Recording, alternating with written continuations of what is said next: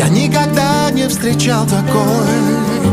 Не описать всех чувств в голове бегущей строкой. Думаю и молчу, крепко сжимая твою ладонь. Знаешь, я так хочу через года пронести огонь.